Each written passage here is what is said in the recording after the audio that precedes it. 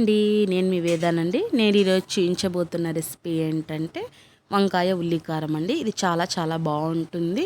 నేను చేసుకునే విధానంలో మనం ఒకసారి చూసేసుకుందామా.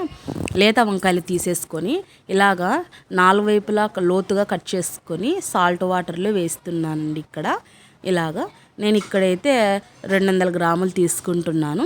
ఇక్కడ ఆనియన్స్ అయితే పెద్ద ఉల్లిపాయలు 3 తీసుకుంటున్నానండి. మీరు క్వాంటిటీ కావాలంటే పెంచుకోవచ్చు.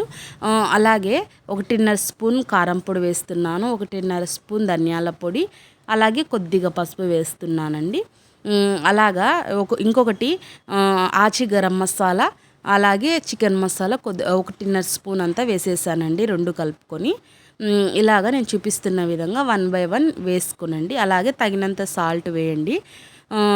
బరకగా దంచి పెట్టుకున్న అల్లం వెల్లుల్లి ముద్దను కానీ ఇక్కడ వేసేయండి. నేను వేసాను చూడండి.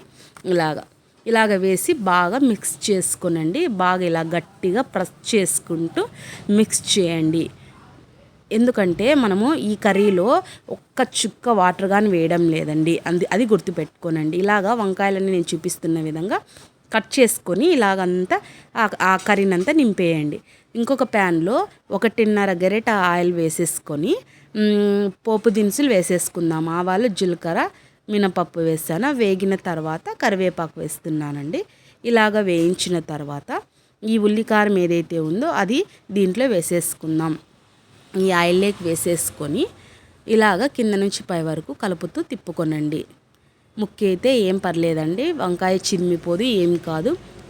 తిప్పకోకుంటే మనము మొత్తము ఉప్పు ఆయిలు ఏది పట్టదండి. ఇలాగా అంతా నీట్గా తిప్పేసుకుందాం. ఇలాగ నేను ఒక 20 సెకండ్స్ ఉడికించుకున్న తర్వాత సిమ్లోనే పెట్టి ఉడికించండి, లేకపోతే కింద అడుగంటిపోతుంది.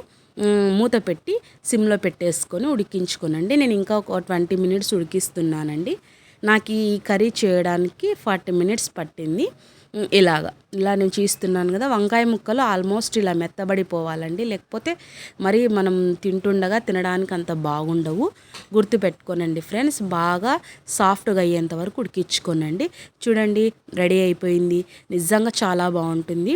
రైస్లోకి అయితే మంచి కాంబినేషన్ అండి.